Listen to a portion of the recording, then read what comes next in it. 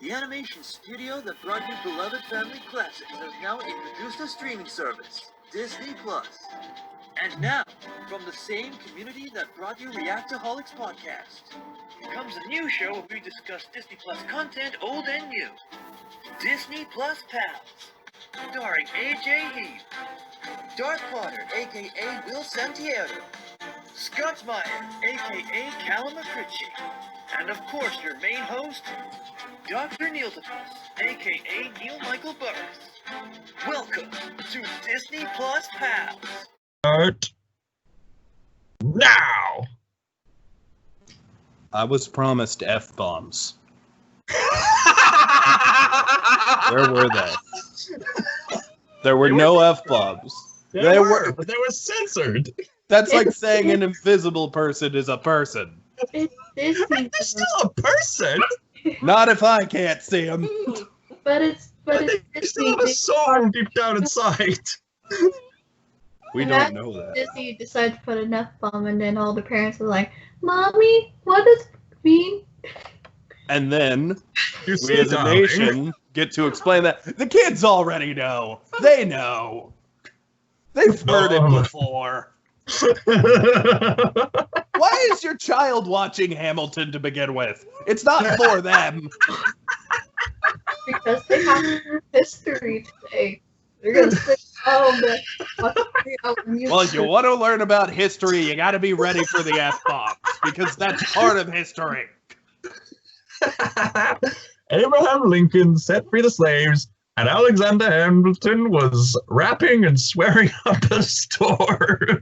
Yeah, I want the sequel where Abe Lincoln frees the slaves while rapping. Oh, my goodness gracious gravy. My dog is like biting me hardcore, like, don't make this joke, don't make this joke, stop. Too late, too late. Hello, everybody, and welcome to Disney+Pals. I am joined by the lovely Sherese. I dog's... sound so dead. You do. I'm the one who just woke up. I am the one who should be dead. We shouldn't have fireworks going off in the middle of the night and a I headache. did, though. I didn't have a headache, but I had the fireworks. For those of you who are watching, for us, the record date is the 4th of July. So, happy Independence Day, everybody. Cause baby, you're a firework. That's the song they play on the 4th of July, right? Right? Mm-hmm. I wish. Actually, yeah, sometimes. Hey, my song, butterflies fly away. Nodding my head like yeah, moving my hips like yeah. Yeah, My Party in head the USA, that gets played a lot, too. Now I'm gonna be okay. Yeah, it's partying. I know. I wouldn't be surprised if this year they threw in some of the Hamilton soundtrack in there, because America, that sort of thing. Yes. Well, Hamilton's been a thing for a couple of years, so actually I wouldn't be surprised if it has been done. It's been I about suppose so. out. You know, this is surprisingly, even though the whole musical is about, like, America, fuck yeah, there isn't one song which is like, America, fuck yeah. Like, I mean, unless you count like My Shot or whatever, or the Battle of Yorktown, maybe. I'm just saying, the most patriotic I've ever felt in my life is when watching that one South Park movie with the puppets by Trey Parker and Matt Stone, where the song literally says, America, fuck yeah. I watched that old Teen Titans episode where it was with Mad Mod and he hypnotized everybody in the city. And then like Beast Boy's like, USA, USA, USA. Well, the most patriotic I've ever felt was when watching Braveheart. I still have yet to watch. Oh, non-American. I Oh. have never watched. You can mock my country, but you'll never take our freedom. Fun fact, everyone in the audience screamed for patriotism at that moment, and all English people stayed quiet. But anyway, moving on. Hamilton. This is quite a big shift for the show. Lin-Manuel Miranda has quite an affiliation with Disney now. He's written Moana. He's what else has he done in the past? More Broadway shows? He's the- in Mary Poppins. in Oh, the yeah, Heights. that's it. Thank you. He What did was that, Mary Sherese? Poppins Returns. He was also in The Heights. Oh, he was. In The Heights. I think they're supposed to make a movie about that. The Heights. In The Heights. Is that a Right. Disney thing? I don't think so, but Well, the I- point is, Lin-Manuel Miranda has a great career. I also seen him in the reboot of The Electric Company. Go watch it. Whoa, wait. There's a reboot of The Electric Company? You didn't know? I saw a show with... Okay, so real talk. As a kid, I watched a show called Electric Company. Which and, one? well, when I was a kid, No, but is it If- the 70s one or is it the one from I 2009? don't 'Cause think that's it what was I the watched. 71. I think it had to be 29. Like, I 29. have no idea. 2000. Yeah, I do that. I say 29 instead of 2009. Yeah, Because it, people are allowed to call 2020 2020. I guess so. Like, it was like 2009 because I remember he was like rapping. That's the first time I seen Len was when he was rapping like hard and soft-y, and I was like, who is this What- dude? Was he one of the villains? No, he was one of the guest people that were on because like Kneale was on there, Mm. and like Sheen Kingston was on there, and other people I can't remember. Slight tangent, but I distinctly remember there being a character in that who was obsessed with Rebus puzzles. And they like called him Danny Rebus. Yes. Right. Yes. Right. I So, love that 'cause Lin-Manuel- as a kid. No, Calum, you have to let me live out my Rebus puzzle fantasies. As a kid, He was I also was very obsessed touchy. with riddles. He was very touchy. It was kind of touching. He was very like, I like snooty, but Mhm. also proper. It was weird. That show is wonderful. I remember the one chick that would always scramble words around Oh, yeah, I've just wondered her the too. book with them. Let's review that. Fuck this. It's not like Hamilton's important. Context, out of context. This video's out of context. All right, we'll review Electric Company later, but for now, It's not I guess we Disney. got this. Yes. It's PBS was not Disney. I guess we got this stupid worldwide phenomenon to review. Really? Do we have to do this beloved Broadway show? Yeah. No, we don't. So, Electric Company with Danny Reed. I love how they say, "Hey, you guys," to start every Hey, episode. you Just guys. really get you in the mood. All right, fine. Calum, you've already introduced yourself, so I don't have to. I'm Dr.Knealetapus. I'm boring. So let's move on to Hamilton. Yeah. So, what is everybody's experiences with? I do think this is going to be a shorter episode, but I guess we'll see. Yes. So, Mhm. what I'm is? tired. And I lost my voice yesterday. And You I'm did. just- Sorry to hear about that. We actually watched Hamilton together and filmed our reaction, so we all know how we saw it. But what was your build up and experience with discovering Hamilton, Calum? I mean, I heard Hamilton was a great success. I mean, of course, you hear of many Broadway shows like Wicked and I love it. They need to make Yeah. a movie. Please. Yeah, there's been rumors circling around about that. Phantom of the Opera, Lion King, all the greats. And I've even had the opportunity to go to Broadway in New York to see Wicked, actually, which was fantastic. And I'm I know. And it's a really special occasion, and it's one of those places where you save up your money and you go there for really enchanted evenings. And one of these plays that have been successful as of late is Hamilton. And I'm hearing a lot about, oh, it's a great representation of American history, and it's got some tremendous musicality. And I was thinking, oh, great. So what's the main music genre centered around? Hip-hop. I was skeptical at first, and fun fact, so was Ron Smith, as in I'm just Ron. I was skeptical first, but when we watched the play, the hip-hop actually works. Initially, I was a bit surprised, but at the same time, not surprised how Disney managed to buy the rights for Hamilton, if you know what I mean. I don't know if they bought it. I think they just got streaming rights, you know? That way it can be on Disney+. Maybe because Lin was involved and Lin did Moana, so I was like, hey, let's put one of his musicals on Disney+. I agree with Sherese, actually. I do really think it was because of their strong connection to Lin-Manuel Miranda that maybe they were able to negotiate this. I hear he's gonna write songs for The Little Mermaid. Or like put some twist into it for nice. Live action. Oh, nice. I just realized something. They must have released this on July the 3rd just so they could have this up on time for the 4th of July. Makes sense. I mean, that is possible. I mean, I also think it's just because, you know, they were like, we got to get this fucker out as soon as possible. Literally, the plan was, and I'm not kidding, this was the plan with the release schedule. They were going to release it in 2021. 2021. Whoa. They decided to release it early on streaming services, which I am all about. One good thing we have received from the Fire Nation attacking. One good thing. We got Hamilton a little early. Not worth it, not gonna lie, but one good thing, and that's okay. So, my experience, I guess we'll get Sherese last. My experience with Hamilton, it's actually interesting that you brought up New York, Calum, and Wicked and Phantom of the Opera, because I, too, went to New York to see a Broadway musical, but I did not see Wicked. I saw Phantom of the Opera. Nice.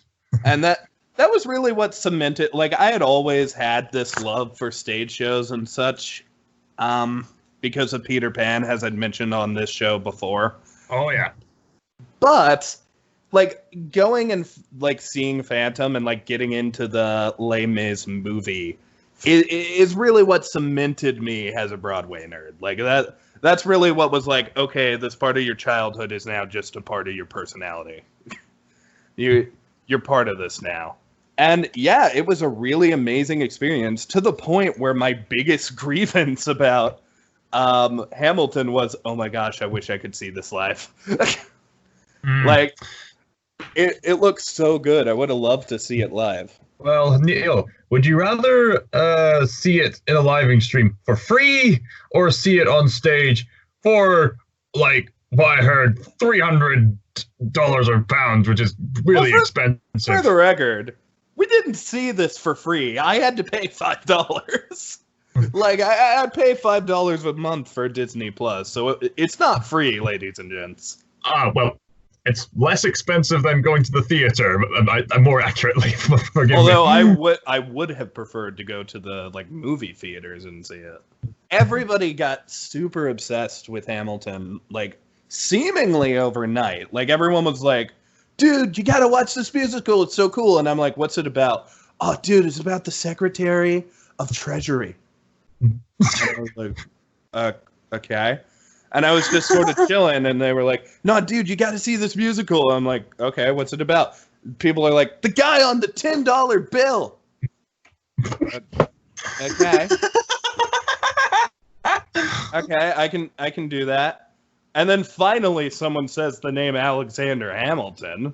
And of course, right there, Alexander Hamilton, fucking pumped. Ready. There we go. I got you. There he is. There's the man. Literally growing up and going to school, I have one distinct memory of Alexander Hamilton, and it was sneezed at me. Like, it wasn't even like, the story of Alexander Hamilton was not focused on in my high school. It was just like, oh, well, he was like pro stuff. He had an affair, and then friggin' he did a duel and got shot. That was the thing that, like, really made me think of Alexander Hamilton. The fact that he is how I found out at one point in America's history, dueling was somewhat legal, or at least common. So going into this, like, or learning about the hype, that was really my only exposure. So I was like, okay, I want to see people die in this. And I got that. People died in this, which is what I wanted. But yeah, when you hear the music and you get swept into the fan base, it is like 100% warranted. Like, I wasn't a big fan of rap. Now I am obsessed with at least Lin-Manuel Miranda's rapping career. Like, I am obsessed with seeing him do more stuff. Lin-Manuel Miranda, if you're watching this, you are a god-blessed mad genius. How do you make hip-hop in a historical setting work? How? I mean, it worked, man. It worked hardcore. I was getting so into George Washington's stuff. Like, it was awesome. I mean, George Washington raps. That isn't a sentence I should be able to say. I mean, that alone should discredit the whole thing. This should not work. Hip-hop is a contemporary art form that is meant to be, you know, hip, and it's meant to be sort of cool, and it's in there. It kind of turned me off because the subject matter, for the most part, and it's kind of my problem with modern music in general, really, is that it's very trendingly bland, and it's just about casual sex and drugs, and it's just where's the heart? Where's the soul of it? That's what I miss about music. Not all rap is like that, though. No. But the vast majority of it, and it just bothered me. But this is a major exception. This hip hop had some soul in it. That's really it came alive. They definitely had a stigma going into this, and I think you definitely brought that up. Yes. Sherese, my fine lady. I was just like sitting here, just like listening to you guys. I was like, oh, did they forget about me? I'm just so It's your turn. I would never forget about you. It's your turn. What was your experience with being exposed to Hamilton the way that we all were? Through the fans and it becoming popular, or the original true-ish story? 5 years ago, that's when Hamilton premiered. I think I was either a freshman or a sophomore. Can't remember. But I know not all schools, but my school had theater. I was not in theater. I was in dance. But everyone was going nuts about it. It's like, check out this new musical, Hamilton. Oh my gosh, it speaks to me. Oh my gosh, this is the greatest musical ever. Woo! It's got soul. Yeah. God, so great. And I was like, oh, what's this? Okay. I was so busy listening to Wicked because Wicked's my favorite musical. Oh, yeah. Wicked is my favorite musical. So I was just like listening to like Defying Gravity, and I looked over and like someone was like rapping. I forgot which one it was. I think it was the rap battle one. I was just looking over. I'm like, okay, that's nice. And to the point, actually, the theater kids actually got to go to New York and see Hamilton. And I was like, nice. Good for you guys. I'm just gonna go. As a school trip. Nice. Nice. As a school trip. I'm like, oh, okay. You guys go with your Hamilton. I'm gonna listen to Wicked. I'm gonna defy gravity with Idina Menzel. Bye. You foolish child. Never refuse a Broadway trip. But I wasn't in theater. I was in dance. I would have gotten in that trip somehow. I don't care who I would have had to kill. So please, stop upsetting Isaac Newton and focus!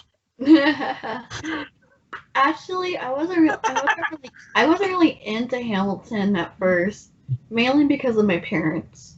And when I say my parents, I mean my dad. My dad.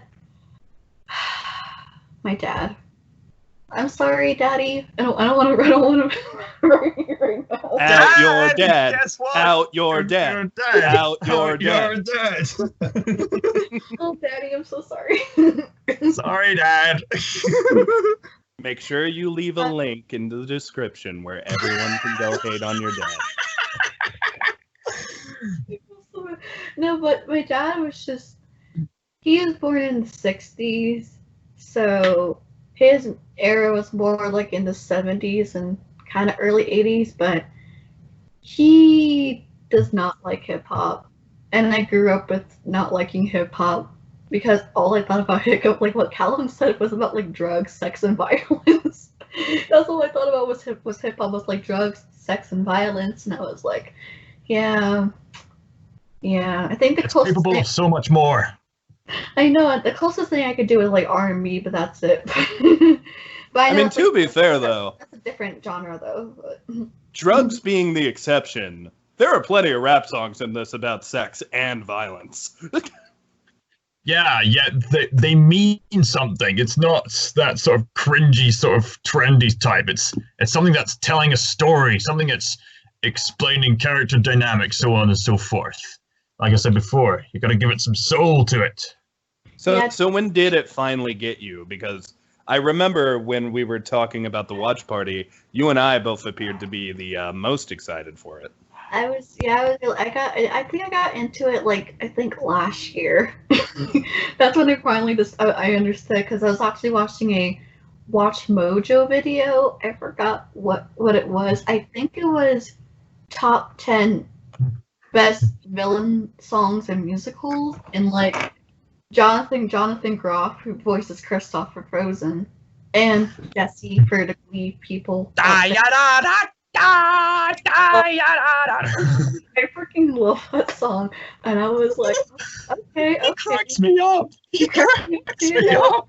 Oh, and Kristoff, you are no longer lost in the woods. I'm just imagining Kristoff dress up as what he thinks of as King George III, and then Anna just giving him the weird look. I guess that's when I really start getting into it, and of course, Lin. I can't say his full name for some reason because I think it's like a tongue twister. It's like a mouthful. I'm like, okay, so I had to like either say Lin or it's just like say it like very slowly. Lin-Manuel Miranda. There we go. That's okay. There are certain directors' names I can't say that have been referenced on the show. Guillermo del Toro. I can't say Guillermo del Toro. I mean, That's close enough. love Moana. I love You're Welcome. I think that's where it was like the rapping part where You're Welcome was really, I was like, okay, I can get into this. Okay. So then I decided to listen to the soundtrack and I was like, oh yes. And then once I got to the Schuyler Sisters, I was like, this is my song. This is my song. I'm not gonna sing it because I literally just got my voice back. It's not 100%, but I You didn't wait a minute, Sherese, you didn't make a deal with Ursula, did you? No. Oh no. Oh no, she might have. No, I didn't. Prove it. Prove that you don't have legs. She has legs. She made a deal. She has legs. Oh. What are we gonna do with you? Okay. We gotta find her true love's kiss. Oh, God. It's okay, Sherese. We're gonna find it. Make her smooch Hamilton. Lin-Manuel Miranda, help this girl keep her legs. Petition! Make a petition! Make 51 essays out of it. He's good at that, right? Oh, also, I remember during U.S. history with one of my favorite teachers of all time. Shout out to Miss Castellari. Miss Castellari! Woo, woo! You're the best social studies teacher I ever had in my entire life. Oh, we just love our I history. had her for both U.S. history and government and film studies. I freaking had her. Oh my gosh, she's awesome. God. So I think we were talking about the Federalists versus the Anti-Federalists, and she just so happened to play the first. Oh God, what's the song called? I am just tired, man. But it was with Jefferson versus Hamilton. The cabinet battle. Yeah, it was the cabinet battle. So she played that. She's like, okay, warning, they're gonna curse. Viewer discretion's advised. And I was like, okay. Ooh, damn. He got you. Damn. Yeah, no, that cabinet battle, honestly, like, I really love how before it even starts, George Washington is just like, y'all ready for a cabinet battle? As if we are gonna sit there and watch politics and it's gonna be fun. And then we sit there, we watch politics, and it's fun. If only politics were like this in real life, I would probably. I said this at the end of watching Hamilton, and I'll say it again. All political meetings need to have rapping. It would make it better.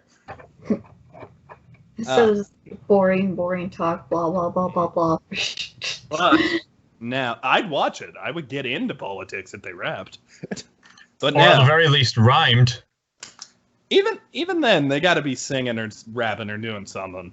If it's just like they're talking in rhyme, I'll get sick of that shit fast. Okay. That's pretty much it. It's that's just it. I'm just so tired right now. You're okay. You're okay. I'll do the heavy lifting. It's okay. You've been through a lot with Ursula. You got legs. It's a new experience. So let's dive in and bring up our stuff. Intended. No pun intended.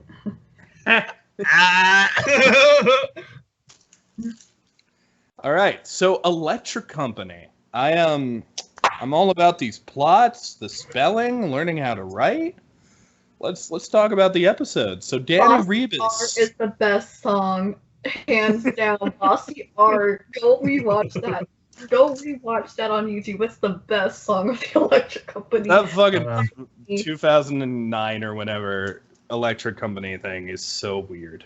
You can't tell me that Bossy Art is not catchy, and so it's the best one. I'll watch it again later tonight. I have forgotten it, but I will watch it again later tonight. So good. Oh my god, it was like IEIOU Bossy Art. It's the best one. Well, too bad Hamilton doesn't start with a catchy song or anything. No, we just get wacko saying Alexander Hamilton repeatedly. As they do in these musical introductions. This is obviously a very good song where it's like, my name is Alexander Hamilton. And it just goes through all of it, talking about his origin in one song, about how he is an immigrant. He wrote letters to his dad that were seen by like a bunch of people. They ended up getting published. And they were like, oh, this is a really smart kid. We gotta take this kid and like get him a proper education. And that's what happened. It was really luck and skill that got him there. His mother passed away, and it's just this really big thing. Like, it is hilarious to hear a Disney thing start with, how does a bastard, orphan, son of a whore? Obviously, the most offensive thing was the very next thing they say, where they call him a Scotsman. Terrified me. Oh. Thank God I don't associate with any Scotsmans. Thank God. I have a Scottish princess here. Scotland. Get out of here! It's America's time.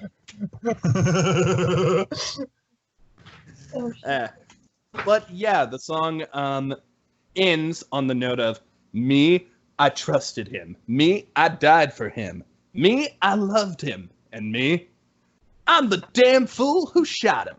And I like that because it immediately starts to play with, okay, so we know it's going to end with him dying. So what's going to happen throughout? And Aaron Burr is definitely like, a hook. That definitely hooks you in. That one line.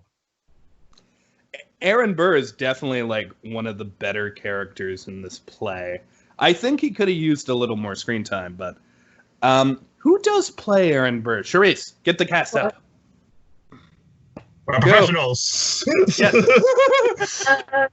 Aaron Burr is played by Leslie Odom Jr. I'm sorry if I butcher your name. His last name might be Odom.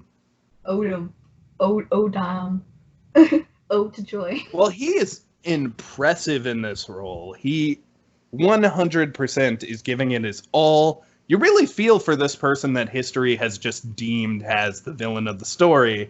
He actually won a Tony Award for Best Actor in a Musical in 2016. Nice. Wonderful. I would have given it to either Lin-Manuel or the fine fellow who played George Washington. I was all about that performance. So Lin-Manuel was in this production? Yeah. Yes. Calum? What? Calum? Who does he play? Are you kidding? Does he play Hamilton? He plays Hamilton, you dumbass. For all of the commenters who give me shit for calling Calum a dunderhead, for all of the commenters who defend Calum, look at this. Look at this. It's Kevin Feige all over again. Fun fact, Sherese, I had no idea who Kevin Feige was until Neil told me. Thank you.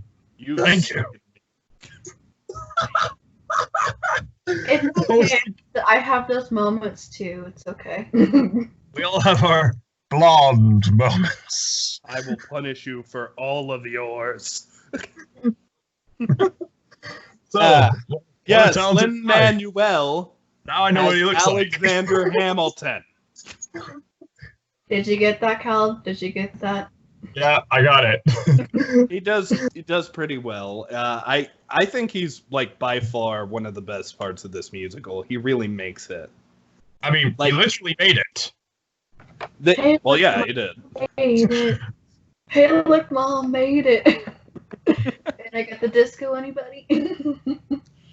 But like, I really like him. I think there are other characters like I gravitate towards more, but by far he is the reason this musical is so successful. Like, you can see passion in everything he's saying, and that is impressive.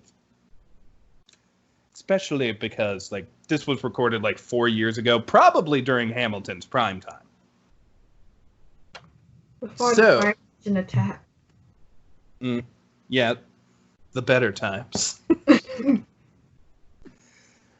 So, moving forward with the story, we are introduced to Aaron Burr, and Hamilton is trying to like talk to him and figure out how to like make his place. And Burr's like, hey, talk less, smile more. And that doesn't work out too well for Burr. But Hamilton immediately ignores this advice, walks over to three, are they soldiers? Or are they just dudes? I think they're probably soldiers. Or Well- like maybe Well, nonetheless, he makes friends with them. These actors are, of course, also very good.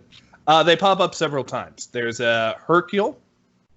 He's the one I really remember. he's played by oh god, I'm gonna butcher this dude's name. I can't pronounce people's names. Do it, Oh. Sherese. Do it. Dude, this is a Do hard. it. Oh god, I'm so sorry. Okay, Mention no. him. Yeah, no. Mention him now. I'm just gonna spell it out for you. Okieritee. I don't know how that was pronounced. I am so sorry. Oh, well, what's his last name? I'm so sorry. ONAODOW. His last name is hard to say, too. I'm gonna call him Sir O. Hello, Sir O. Hello, Sir Mr. O. So Mr. Sir, O, apparently- so double O, because his first and last name start with O. Sir double O. Well, now they're going to think we're talking about 007. All right, 00.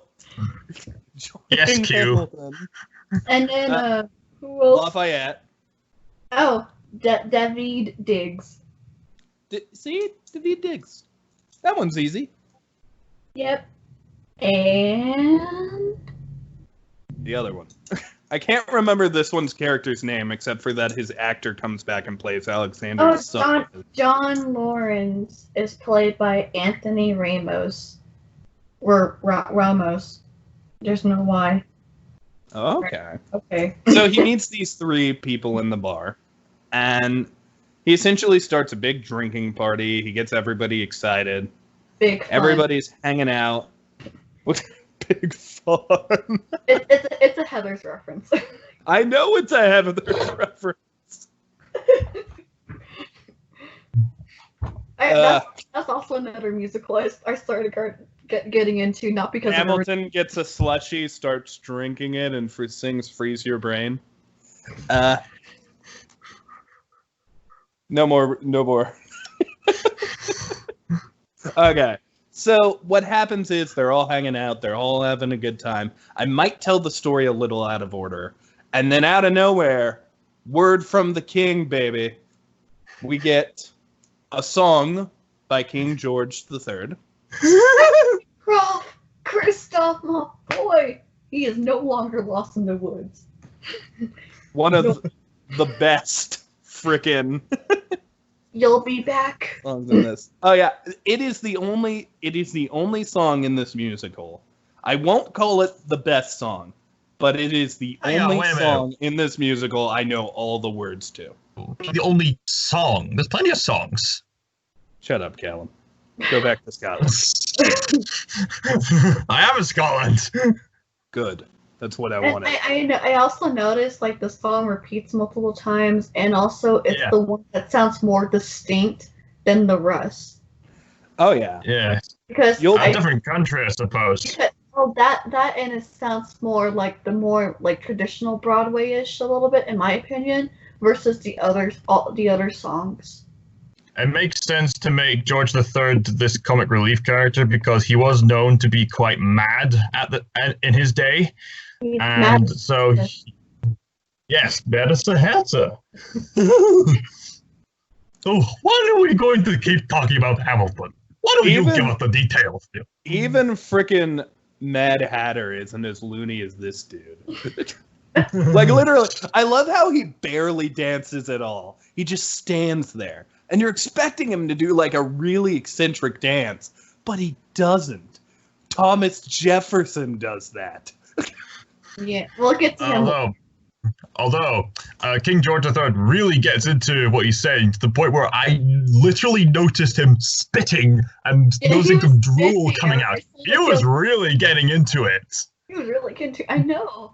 That is common for Broadway, though, to just let yourself spit everywhere to get the right notes. Or do the crazy eyes like what Idina Menzel did when she played Elphaba in Wicked. You see that in him. You see the crazy eyes, the spitting, just. And then, no, if you guys seen the reaction, like the part where he's like, "I will kill your family," my face just dropped, and I was like smiling and like waving, and also my face just dropped when he's like, "I will kill your family." I was like, He's addressing Hamilton in each of his songs in regards to his He's progress. not addressing Hamilton. He's addressing the United States. United States, rather. Yeah, the original 13 colonies. That is his significance in the story, just to keep up with the times. And then he ends off every single song with Da, Da da da da, da. DAYADA. So I have a confession, and I will make it right here. Calum, in the past, during Newsies, we have talked about karaoke. Are you gonna karaoke this? No, We'll Be Back just happens to be my karaoke song. Like, literally, whenever someone invites me to do karaoke, I will come over with You'll Be Back. That is my song. I sing it all the time whenever we do karaoke. So when we were, like, singing along yesterday, I had a few chops because I had sung the song before. I always do, like, really eccentric dances and move my arms around. Like, whenever he goes, and when push, I push forward. Comes to shove, I bring back. And then I do a little heart when it's, remind me of my love. Da da da da da. Again, I wasn't able to do anything pretty much because I was silent for the entire reaction, so all I did was like hand gestures and smile. You did lip sync most I of did the lip songs. sync. though. I did lip sync. I was like, I remember we were silent duetting it. But moving past King George, which don't worry. are we gonna get to them? Are we gonna get to them? Are we gonna get to them? We're gonna get to them. Yes, Sherese, I think you should take this part. I love the Schuyler Sisters. The Schuyler Sisters. We're introduced to the Schuyler Sisters. Oh goodness. Okay. Schuyler Sisters. Angelica is played by Renee Elise Goldsberry. Really good job, Chief. Eliza is played by Philippa Sue. And Peggy is played by Jasmine. Crap. What? Okay. Jasmine Cephas Jones. Yeah. This is my one criticism about this song. Peggy. Peggy has nothing to do with anything. Peggy. Yeah. Yeah. So the plot mainly revolves around these two sisters, and the other one's pretty much neglected. No. Now that I think about it. Yeah. Like, what happened to her afterwards? That's the one I thing I was wondering. mean, if Lin-Manuel Miranda was sticking by history and the third sister didn't play too big of a part in that, then that's understandable. But do you think there would have been another way around it, or are we just meant to face the facts? What's weird is, that one scene, sort of like, we're jumping ahead a little bit, but sort of towards the end, after Alexander has died, and like Angelica is helping, like Eliza says, "Oh, Angelica stayed with me. She helped me like grieve you." Where was Peggy during that shit? Peggy was MIA. I just want a line where it's like, also Peggy exploded off screen. She's dead, and I guess I grieved her. I guess I grieved.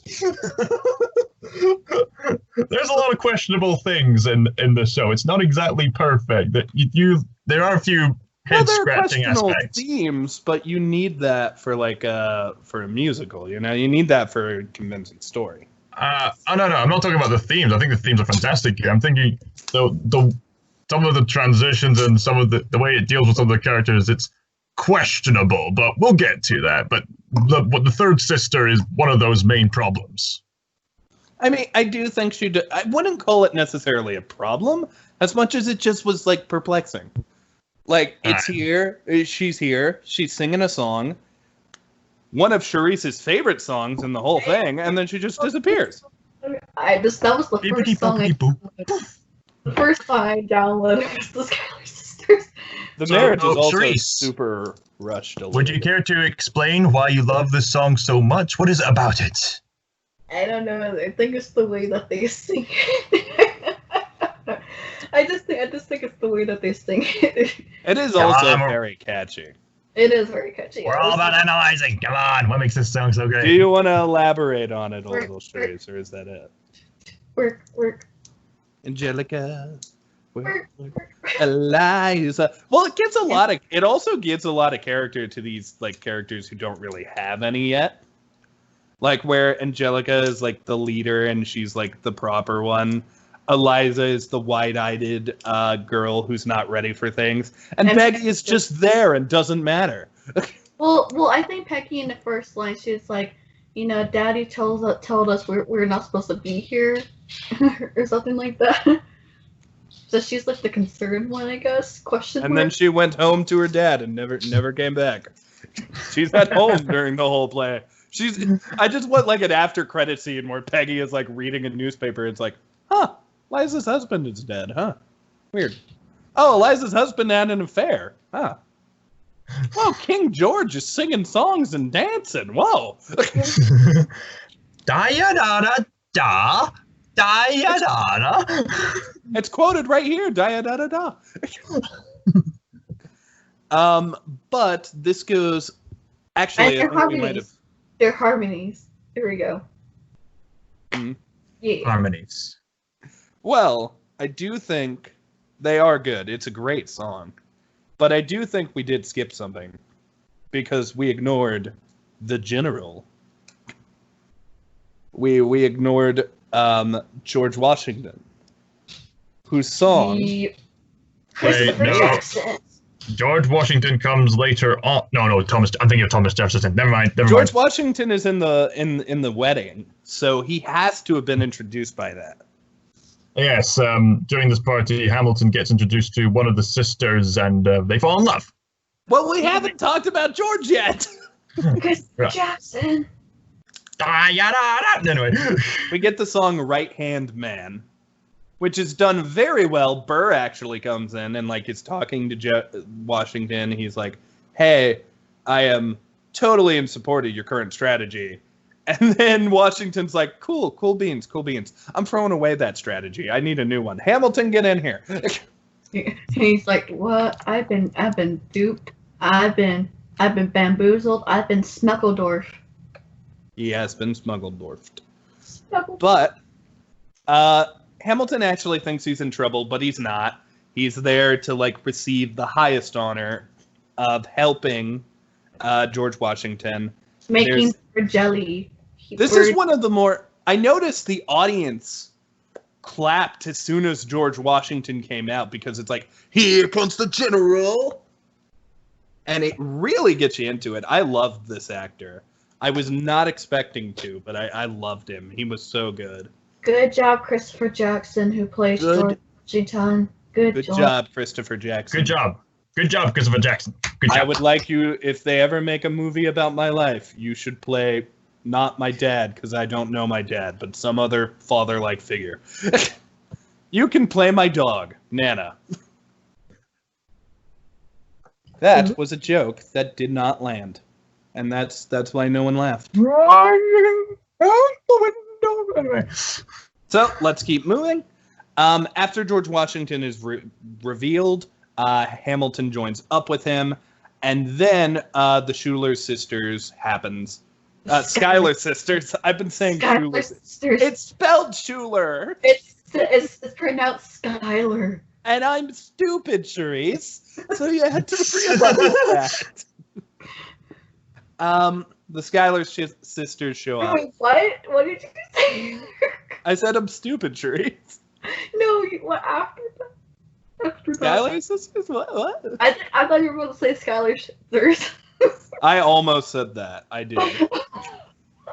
But the Schuyler Sisters, they show up, they do their song, and then Helpless. Helpless happens. So what rhymes with helpless? Speechless. No, it doesn't. Yes, They don't rhyme. Yes, they do. You know what? I'll let it happen, Sherese. They rhyme. I support you. Going back to Speechless. Helpless is, of course, a great song as well. However, the song I really like from a Schuyler... Oh, also, Hamilton and Eliza get married, which is unfortunate for Angelica because we get her song, Satisfied. Which Calum said reminded him of On My Own from Les Mis. Except it's the rap version. But yes, we get a flashback to that scene we had beforehand, and we find out, what was her name? Angela, was it? Sorry? Angelica, thank you.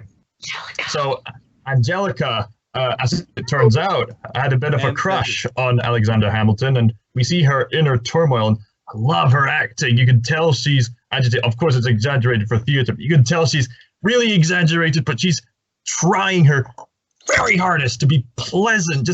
I propose a toast. I wish all the best for you. Then we go into her mind and what she's feeling at that moment and the things she's going to be missing out from Hamilton.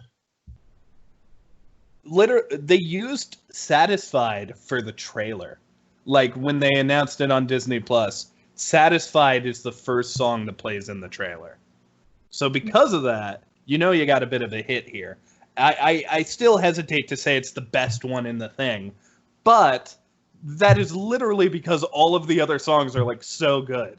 We get like this song that says, oh, well, I love this person. I want to be with this person, but I have to marry someone rich. I have to marry someone who's going to make my family stable. So yeah, I'm just not allowed to marry this person and be happy, but I will introduce him to my sister who is clearly smitten with him. And then at least I get to see his face. At least he gets to be in my life. And that is such an interesting take. Like I thought that was such an interesting way to do love. But at the same time, it's like tragic for her, It's a tragic but interesting take. It's bittersweet. Bittersweet. Very bittersweet. More bitter than sweet, I would argue, but very bittersweet. And then later, it's just bitter. After some things happen. Ask him, will explain. How do I say no to this? So, moving forward. Anyways. Hamilton is all like, yo, George Washington, you gotta let me, lead a battle. You gotta let me do this. You gotta give me some power here. And it's like, no, I need you to write. That's what I need you to do. George, come on, man. Listen, son, you can't do this. Call me son one more time. I'll kick your ass. And it's like, dude, go home. Stop being rude. George Washington does not tolerate rudeness. Like, as soon as you snap, man, get out here. I don't want you anymore. So he leaves. He goes to talk to Eliza, and God damn it! I skipped another one. Hold on. There's I'll a go back lot to that of in a second. songs on here. There's a lot of songs. There is a lot. 100%. I recommend watching it. But this is really, really, really, really big and good. We skipped what might be one of the most important songs in the musical, though. I'll go to it after I talk about Eliza is pregnant. That is the discovery.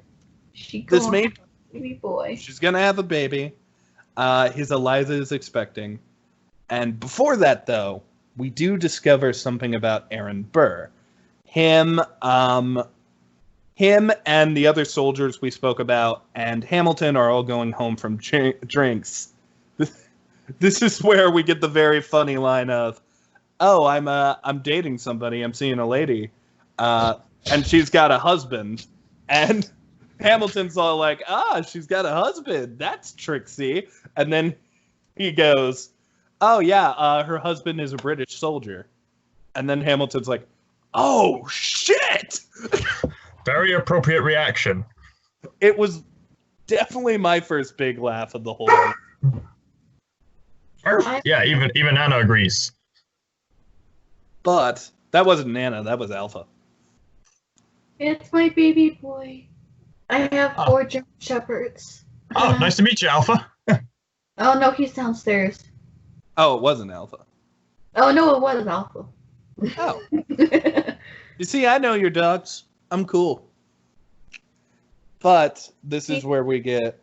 He's Wait. trying it. Where he I think it is actually after the wedding, where he realizes just how Hamilton is getting things done and how he's progressing, and that he jelly. Well, he hasn't really done much. Like, he talks about how Theodosia is away. I'm keeping her bed warm while her husband is away. Like, he talks about how he is sort of. If I were him, I would be like, oh, well, I'm in this relationship where I'm not the only one involved, and that's weird for me.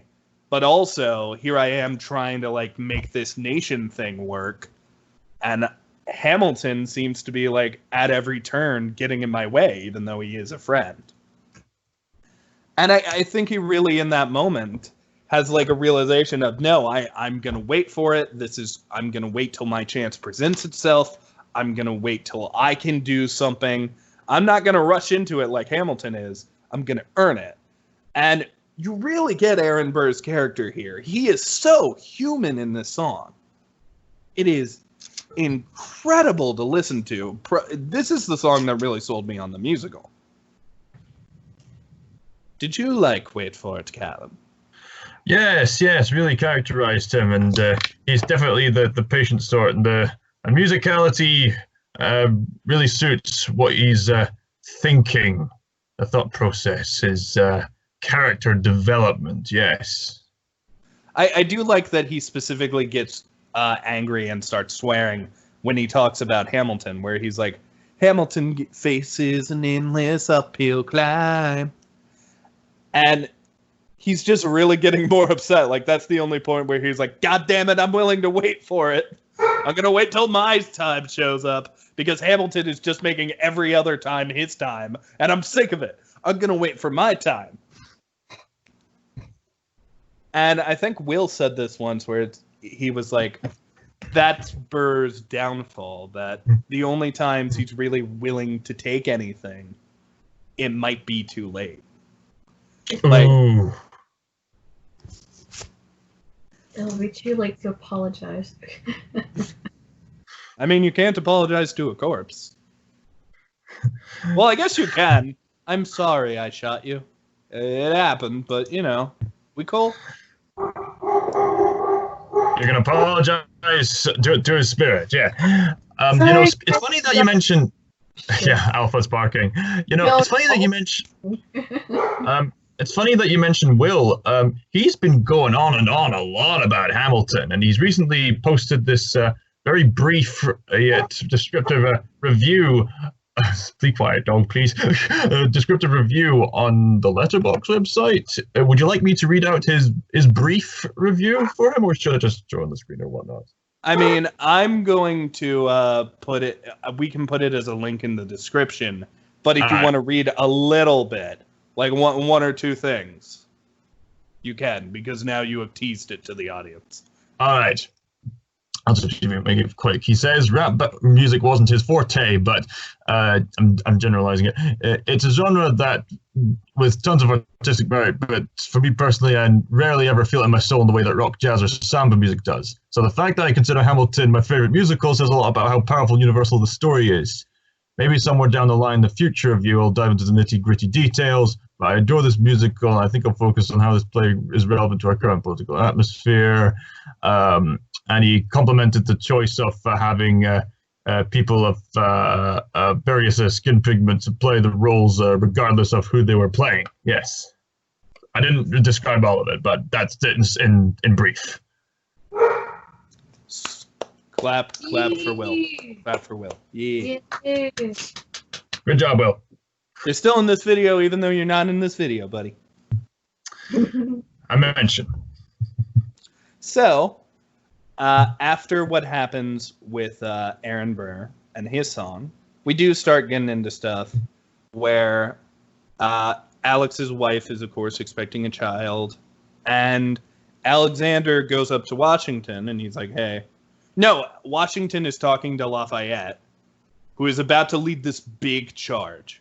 And they're like, hey, we need Hamilton. We need his help. What's he going to do on the bench? We need him. During Guns and Ships, which is another awesome song. And then it's revealed that Hercule has been working for as a spy during my shot. Hamilton comes in. We get the line of immigrants. We get the job done. They do this battle, and they win. And America is a nation. And we get... Yorktown was actually pretty good. Like the song. We get another song, though. The problem is with this song, right after it, My Shot and, Guns and Ships, we get another King George song. So that's all that matters in this situation. This one is What Comes Next. We're halfway through. It's like, you are free. Awesome. Cool. I love how he says it. He literally says that, word for word. Well, not word for word. I think he says cool, awesome, actually. But he has a point. He's like, okay, what happens now? You had to leave. You had to lead. How are you going to feel when, like, all of the choices are your fault? You can't blame me anymore. You can't keep saying it's my fault that your lives are terrible. So what comes next? I still think if he's lying, don't come crying. Mother knows best.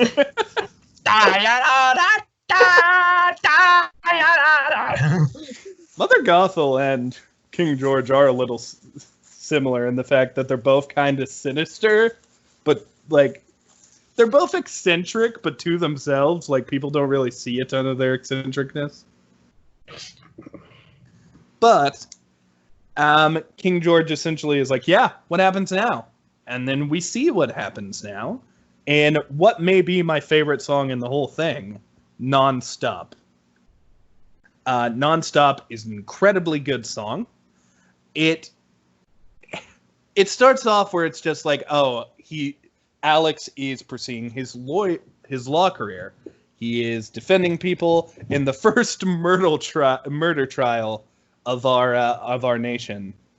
And Burr is kind of getting sick of his behavior. It's like, how do you write like you're running out of time? And like, why do you always act like you're the smartest in the room? Like, how are you succeeding at all this stuff and also having that attitude? Like, I do think the whole thing for Burr is, oh, he keeps saying these things and doing them, and it's really annoying to him because even though these things technically benefit him, he's the one doing them, and he doesn't want it to be Alex who does it.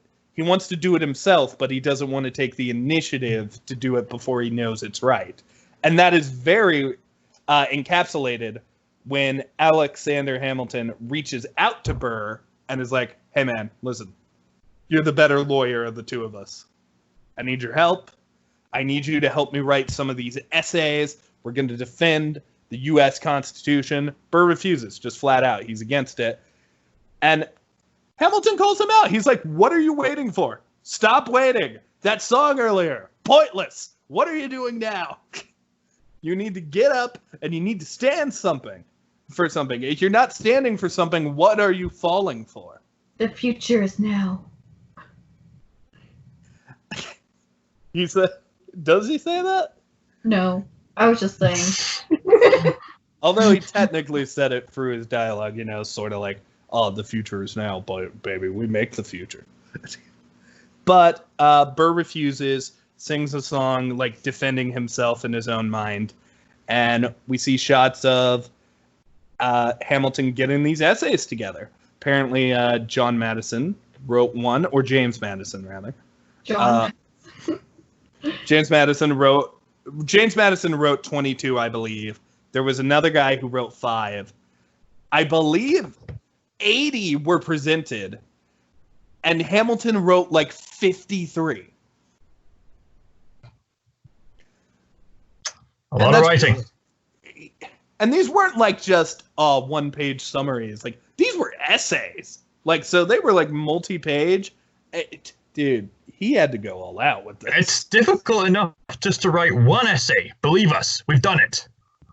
I have wrote an essay. It was not fun. Yeah.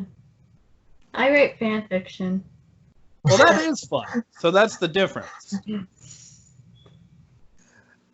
So, George Washington is like, hey, you got to be my Secretary of Treasury. And Hamilton is all on board for that. Eliza is against it. Angelica has gone off to marry a rich dude. And we really face our... And this is where the intermission happens. Something I did forget to mention, a really powerful line from George Washington, where he's like, dying is easy, son. Living is much, much harder. And that is very true. And we also get history has its eyes on you. And he reveals to Hamilton, like, the reason I don't want you to, like, lead anybody. When I led my first group of soldiers, they all died. They got slaughtered, and I survived. I don't want that to be you. And he sings History Has Its Eyes on Me, which is really the big theme of the story, that everything you do is important. Whether you realize it or not, it will affect things later down the line. To quote Maximus Meridius from Gladiator, whatever happens now echoes in eternity. Because those who don't learn from history are doomed to repeat it. Like what we're living in right now. The Fire Nation. Ooh. Fire Nation attacked.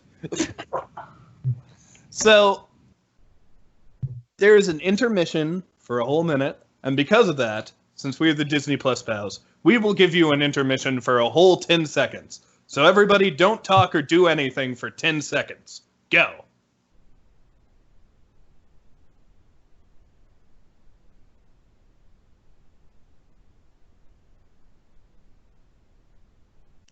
Why didn't they say fuck in this musical? I'm still upset about that. Because they're streaming it on a Disney platform. Get over it. There's a fucking affair in this musical. Yeah. And by the way, that's what we're going to touch on now. So, hey, Disney's not afraid to delve into certain topics in the past. They're not afraid to do that. They can't say the F word. Yeah, it's rude. Don't you know? No, it's not. What do you mean it's not rude? Neil, define how the F word is not rude. Fascinate me. Watch Enlighten this. me. You want to see how it's not rude? Watch this. Hey, Sherese, you're fucking beautiful. There you go. There you go. Right there.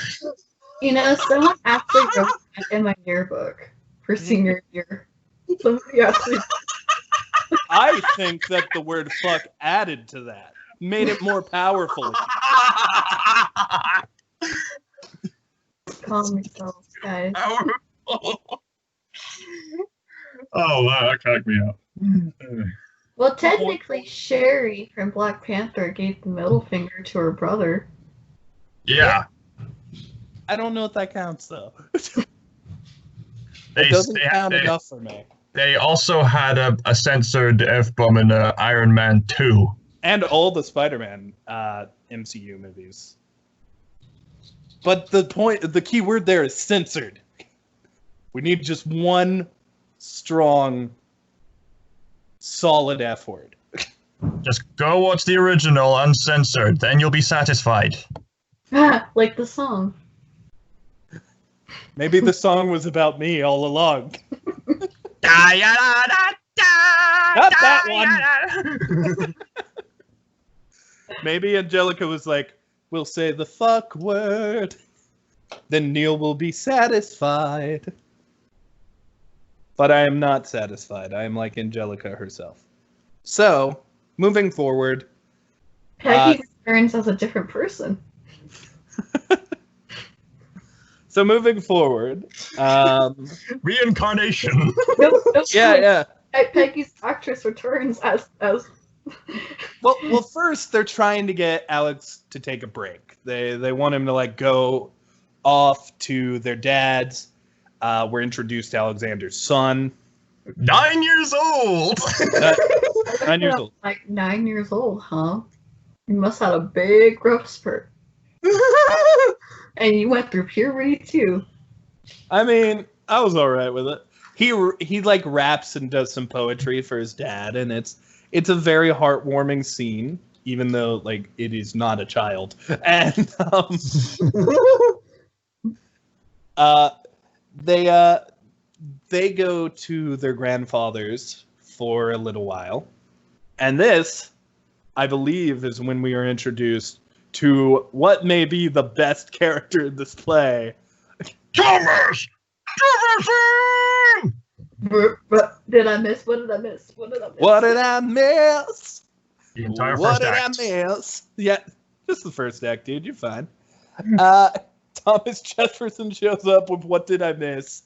which starts out really regal, where he's just like, stepping down, and he just goes, I just hummed Les Mis there. I just went, dun, dun, dun, dun, dun, dun. Look down, look down. You're talking about the wrong play. Also, Prince Ali is. So what it is he starts, he just doesn't know what's happening, but he is super against Alexander's plan for treasury and such. Like, he thinks it's a bad idea. Admittedly, this is where my understanding gets a little shaky. Because we do have him negotiate with Alexander later, and he actually laments. But for right now, they go off to their parents, and Alex stays home so he can work. And then she walked in. I knew you were trouble when you walked in. Anyway. Out of all the bars and places, she had to walk into mine. This game had to walk into mine. Alexander Hamilton was just sitting there, doing his paperwork. But then she walked in. Her name was Reynolds. Miss Reynolds. He's looking at you, kid. At first, I was just going to give her money and help her out. Her husband was kind of a douchebag. But then... The Fire Nation attack. Not the Fire Nation attack. Then, she seduced me, and I ended up, hanky-pankying all over the place. So because of that, her husband, the earlier mentioned douchebag, ended up blackmailing me, Alexander Hamilton. And that's what happened. Calum, you gave me a weird look during that. That's what happened in the play. He gets like seduced, and they sing that one song where it's like, "How do I say no to this?" Which I really like. I think the joke. by it? Huh? Was it worth it? Were you satisfied by it? I think the joke I made yesterday was, this is a song about cheating on my wife, then I'm getting blackmailed for the rest of my life. I was proud of that joke, and no one ever laughed. So I'm bringing it here, and comment if you laughed. Ha ha ha ha ha ha ha. Ha ha You said ha that was beautiful earlier. ha Give me ha pity. ha ha. And I thought my jokes were questionable.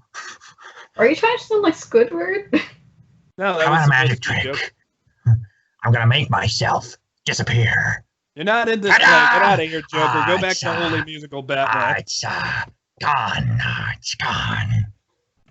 You should be gone, Calum. I will be. I'll be going on holiday tomorrow. So this affair happens.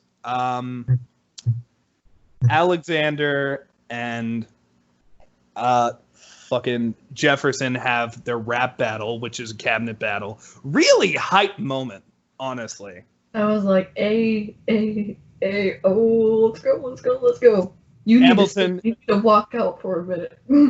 Hamilton ends up being kind of inappropriate. George Washington takes him back, talks to him. And then we do get like a few things with Thomas Jefferson here and there. The big thing is Aaron Burr and Theodosia, the lady he was having an affair with, had a daughter. And we get a song called Dear Theodosia, where he's talking about how his child is going to grow up and like blow the world away. Like, my child is going to make the world a better place. And then that is in sync with Hamilton saying the exact same thing. They are singing this song side by side, and it is really a good moment. It shows just how similar these two fathers and characters really are. Really sucks how their story ends. But it really establishes that, like, they had hope for their kids, and they had hope that the future was going to be good. Like, they fought for it. High hopes for the living. Shit at those stars, but I couldn't make a killing. Sorry, Panic at the Disco. It's all right. It's all right, Sherese. I adore your Panic at the Disco puns. Calum, you look like you want to say things. Yeah, I'm just I see what you did there. Might as well sing Speechless. Yeah, they have their rap battle, and as we mentioned various times throughout this video, they make politics fun. Very fun. I enjoyed the rap battle. I enjoyed Dear Theodosia. Honestly, the characters feel so human, and I'm really all about that. All about that bass. I hate that song so much. About the bass. Anyway, so Kneale, you mentioned how the music really humanizes them. Would you like to elaborate on that, please? Well, yeah. So, for example, like something I have always said is that, like, whenever people are like, I'm thinking of adapting a book or something, I've always said, always consider adapting it into a musical, because the songs are an excuse to, like, Convey feelings. Yeah, convey, like, emotions and speak about the thoughts you might be having. And you can't really have those in a movie without, like, somebody, like, you can't just have somebody stand there and talk to themselves. It's really not acceptable. So because of that, I think that they really focused on putting a lot of emotion in these songs. Like, you can see Alexander and Burr freely discussing their feelings and how they feel about the situation. And real fast, there is a second rap battle where Hamilton actually gets his way. And this is where we get one of my most emotional moments, One Last Time.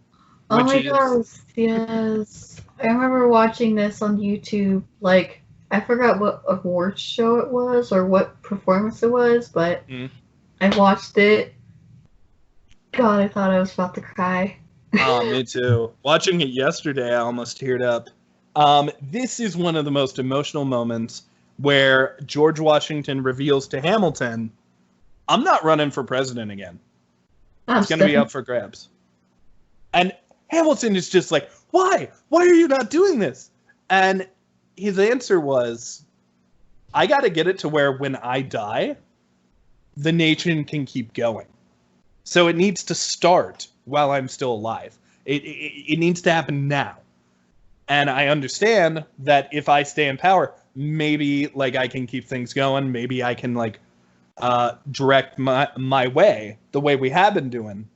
But that's not going to happen after I'm dead. So we need to start getting ready for it. And it's such an emotional song where he's just like looking at Hamilton and like, even though he's not calling him son anymore, you know, at this point, Hamilton has like that father-like feeling towards George Washington. Like, this is a very important person. So much so that on his like death, like when he's getting ready to die, George Washington is one of the last names he brings up. And this actor, what was his name again? Oh, who? George Washington. Christopher Jackson. Christopher Jackson just nails it, where like he's tired, he wants to go home, he wants to sit under a tree, and he wants to have a good life. He wants to live in the world he fought for. And it is like by far one of the most relatable songs in the musical, and I really feel for it. George Washington by far is probably my favorite character in the thing. So because of that, well, Burr is pretty close to him. So because of that, I got very emotional during this song, and I know Sherese did too. And Calum was just a stone cold bastard and didn't react at all. I don't know if you know this about me, but I'm one of those people who does feel the emotions, but it takes a lot of really good storytelling techniques to make me cry. I'm one of those kind of people, in case you don't know. Yes, as I earlier mentioned, stone cold bastard. Steve Austin. How does a stone cold bastard? Who's also a Scotsman. So, anyways, George Washington steps down, and the rest of the play is about who's going to be next. And how do we find out that the rest of the play is about who's next and what comes next? Battle! Not a rap battle. No. King George comes back for his final song in the play. And he has maybe... I like how he just makes fun of John Adams, who is the second president of the United States. He literally describes him as, oh, it's that little man who spoke to me. I think besides the entire song of You'll Be Back, my favorite King George line is when he's saying like, oh, next to Washington you all seem small, and then he goes, this will be fun. Where he's just like, oh, I am ready to watch this nation burn. I've been saying it for a while. Oceans are gonna rise, empires are gonna fall. I'm ready. I got popcorn, baby. I should also mention that one of the main reasons Thomas Jefferson and Hamilton are against each other is Thomas Jefferson wants to send help to France. Like, France has some stuff going around. He's the anti-federalist, and Hamilton's the federalist. I think if I get my history right. I mean, the whole thing is, like, France helped them during the war. So... I love me my French. Yes. Jefferson is definitely like, I want to help out. Lafayette's over there, man. Lafayette's over there. And he's very pro it. But Hamilton is like, dude, we just won our thing. They don't even have a leader over there. We need neutrality. And that's what ends up happening. He wins the second rap battle. And George Washington allows the neutrality plea. But now that George Washington is not president anymore... Thomas Jefferson is stepping up. I believe Alexander Hamilton also is a running person for this. I don't know if he's like actually running, but I know people are like saying it's going to be. And Burr attempts it as well. Burr runs. What is happening? I hear noise. I hear scratching noise. Oh, sorry, that's just me playing with a chain. Not playing with the chain. Sorry. So what ends up happening is Thomas Jefferson, Burr, and James Madison come to him and they're like, hey man, so we noticed you're paying these checks to this Reynolds dude. Care to explain yourself? You're embezzling American money. You are taking American money and you are paying these freaking things. And then he's like, oh, no, I'm not taking American money. I'm using my own money. And I will prove it by straight up telling you I'm cheating on my wife, and this is proof. You're like, oh, awkward. I do like that Burr didn't out him, though, because that to me felt like a reference to the fact that Hamilton knew about Theodosia and didn't say anything. I don't know. Maybe I'm reading too far into it. But Hamilton, like, I guess, like, because these people know, and, like, it's not going to stay a secret.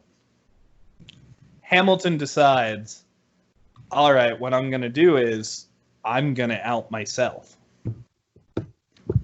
And he does. He releases the Reynolds pamphlet, which also has its own song. And this is the beginning of the end for Alexander Hamilton. Number one, he ain't going to be president now. And I love that Thomas Jefferson is singing that. He ain't gonna be president. No, of course, you ain't gonna be president now. I think it's like, you ain't never gonna be president now. But I was like waiting. I was like, ooh. Everyone was like, ooh. When I was just reading, I'm like, I wonder how Eliza's gonna take this. Well, Angelica is actually the first to share her opinions on it, Right. which is complete disgust. I'm not here for you. I'm not here to understand you, Hamilton. I had feelings for you. You hurt my sister.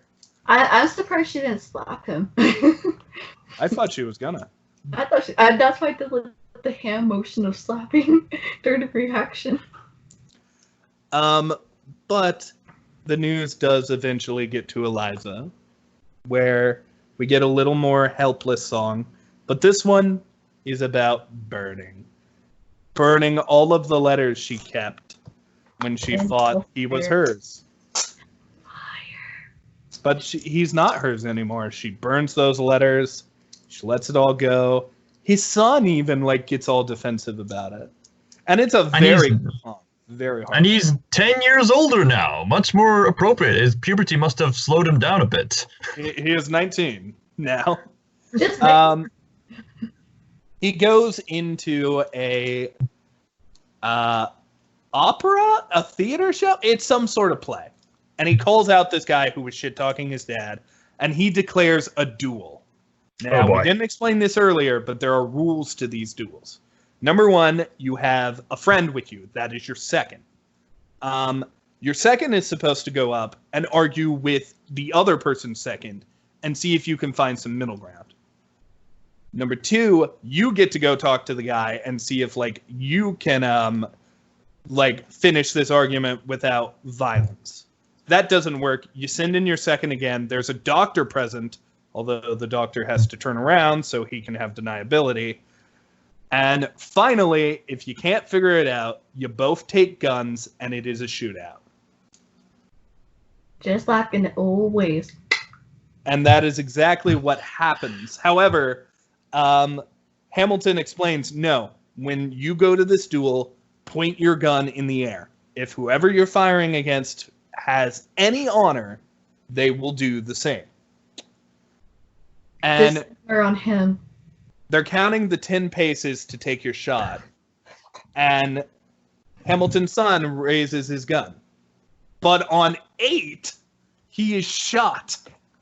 He is rushed to the hospital. He is dying. Eliza shows up. Hamilton shows up. He sings one last song where he apologizes to his dad for failing him. And he dies. It's a very emotional scene. And then we get another song called It's Quiet Uptown, where... Which Lin is actually crying. I could see the tears in his eyes. I was yes. oh my God. He owned that shit. He really believed that like 40-year-old, 19-year-old was his son. I'm gonna look up his actual age because I don't think he's 40. I don't think he's 40 either. He's probably like 32. It's a legitimately emotional scene. I mean, a lot of people understandably cry during this part. He's lost his son, and it's for this practically unjustified scenario. He's 28. Oh, he's 28. I was only 4 years off. No, you're not. I said 32 when I actually guessed. I guess this is one of the parts that made the people cry, although I have a bit of a problem with the scene. It's not with the scene itself, it's the transition between this scene and the next. That they literally say, and I approximately quote, "Anyway, back to politics." Like, what? No, whoa, we're not there yet, buddy. No, that's literally what happens. They have this morning song, and then the next scene they say, we're still talking "Anyway, about back the morning to politics." song. We haven't talked about the morning song yet. So we haven't. Flowers during that scene. I was holding black flowers. Yeah, you were holding black flowers. I was holding my piranha plant amiibo because that is the only flower I have. Callum held... Nothing. What did you hold, Calum? I had a vase of tulips next to me.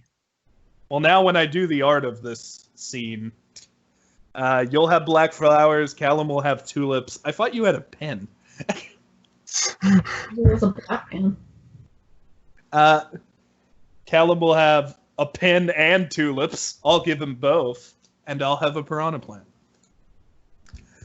But moving forward, this scene is very emotional. It's all about Alexander Hamilton and his wife coming to grips with losing their son, and they need to rely on each other. Even though Eliza wanted to erase herself from the narrative, she's still here, she's still alive, and she needs to keep going, and she needs Alexander to help her through that. And it's definitely a grieving song and a sad song, but it's also like, hey, we're going to move past this together. We still love each other, and we're going to make this happen. We're all in this together. Kenny Ortega. Of course, the masterpiece of Kenny Ortega's career would come up during this one.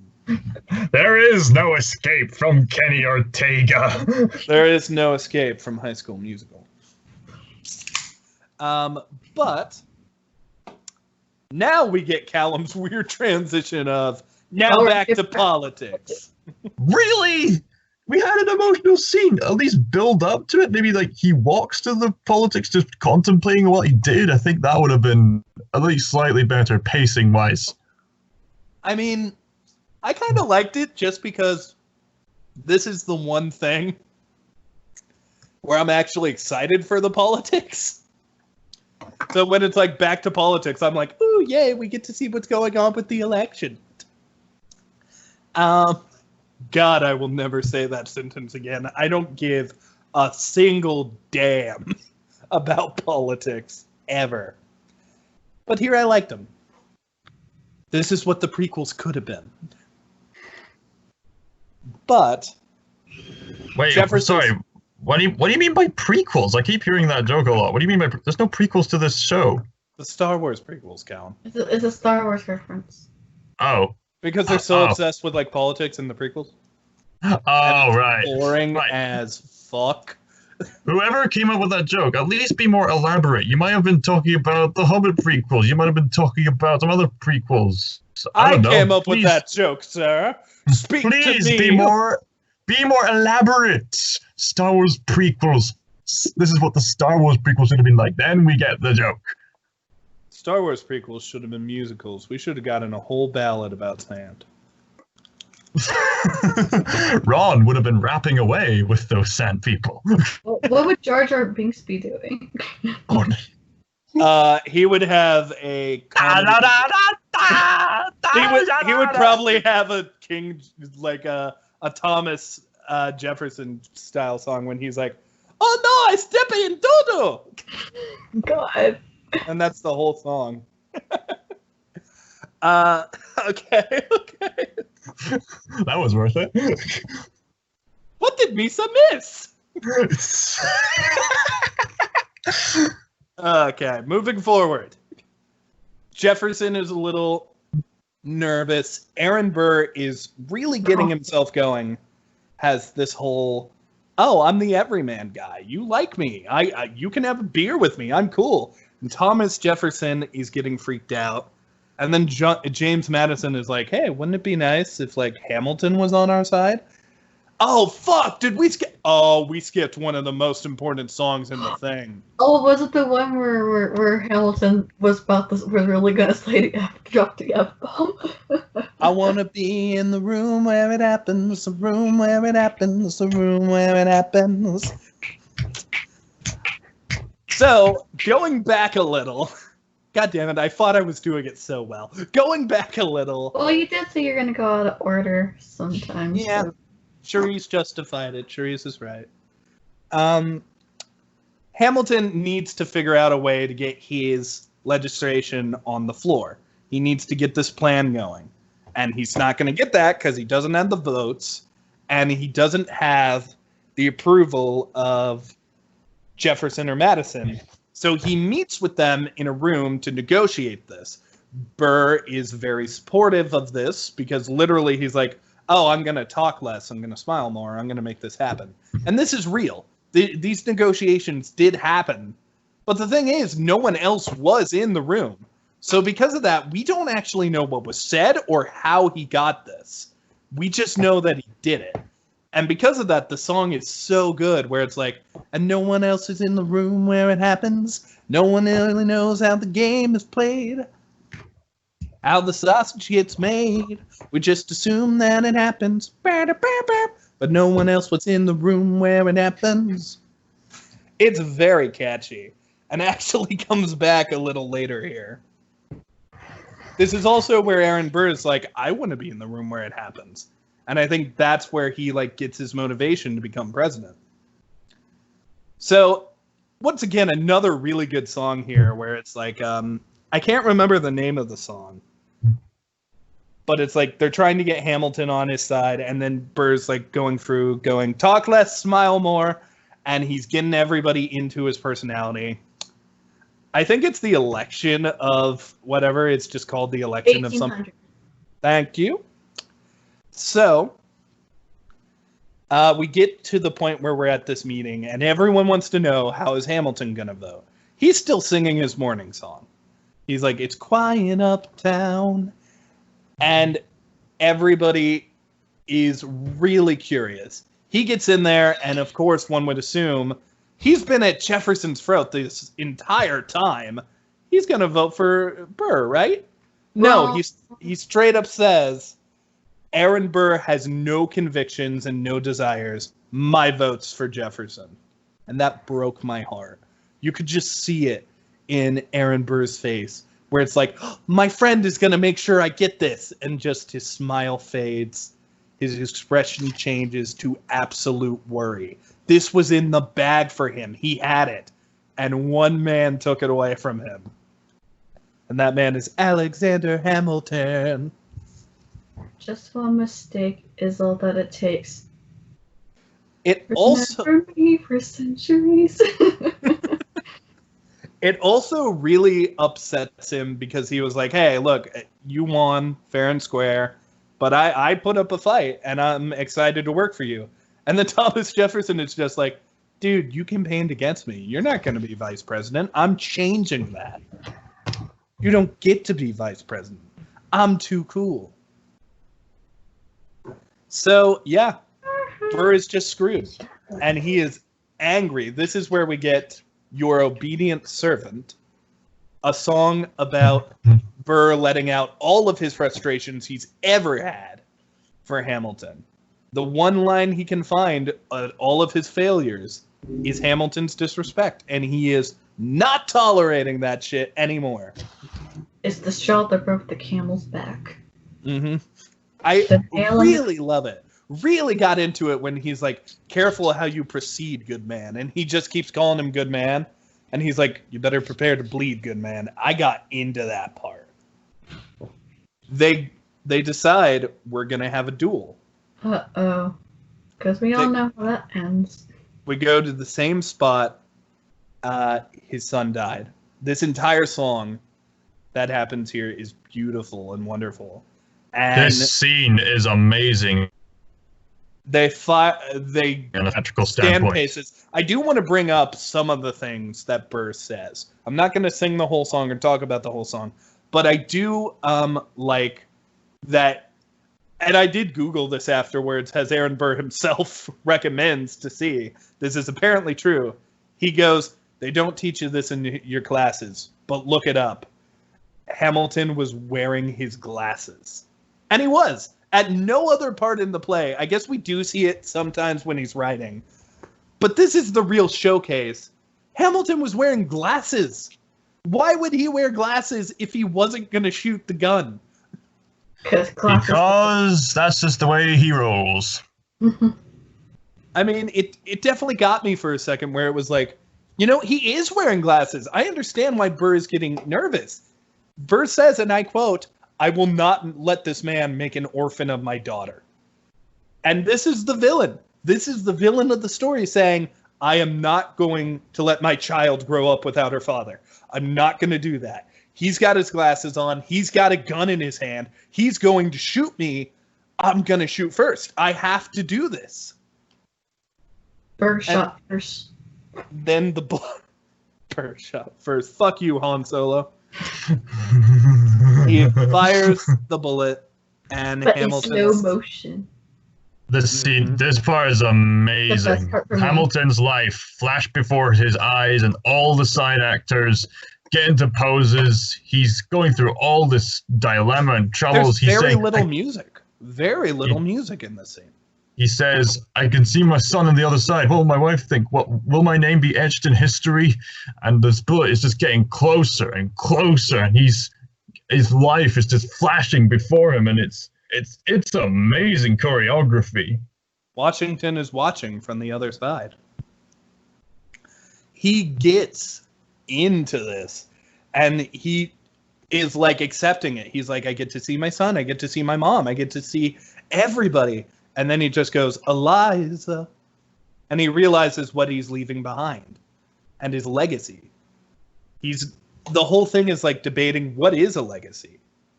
It's literally just planting seeds that you never get to see. Yes.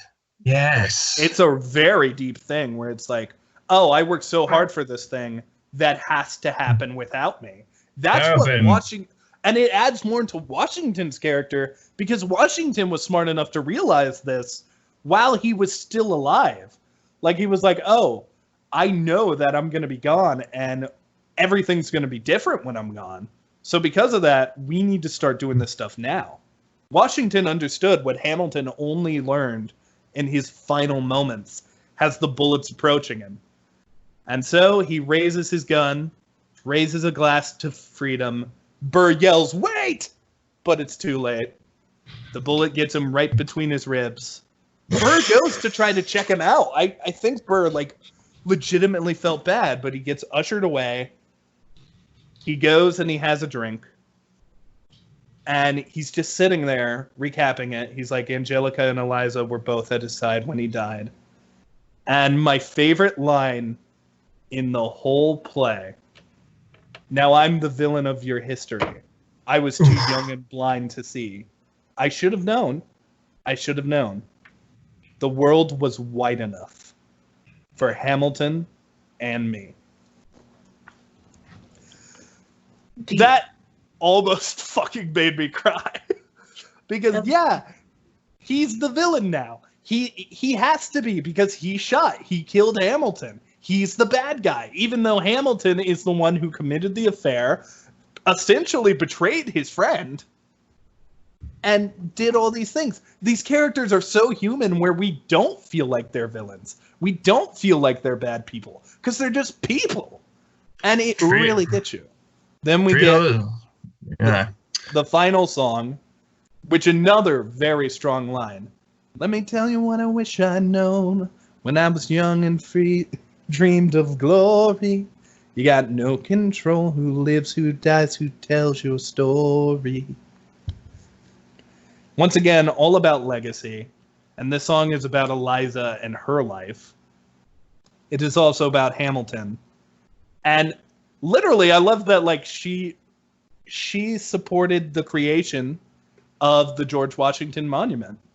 And the guy looks like he's going to cry there, but the actor who plays George Washington comes out. He comes out and he says, she tells my story. Christopher Jackson is so good in this role. Like, he nails his character. I love him. And that's the ending of the play, just discussing legacy, history, and what the world will be like without Alexander Hamilton, and how it kept going. There are vignettes from Madison and Jefferson, where Jefferson's like, oh yeah, his plan was a work of genius. Couldn't get rid of it if I tried. And I did try. And then Madison is like, you know, I hate to say it, but he doesn't get enough credit for the credit he gave us. And yeah, the musical ends there. And it is very powerful. The use of hip hop, all of it is just great. And those last few lines are just so good. So, Hamilton, final thoughts. Who wants to go first? Let's start with Sherese.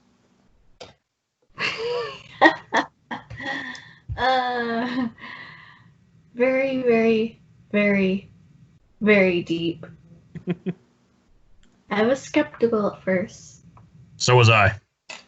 But it worked. I mean, I fully agree with you.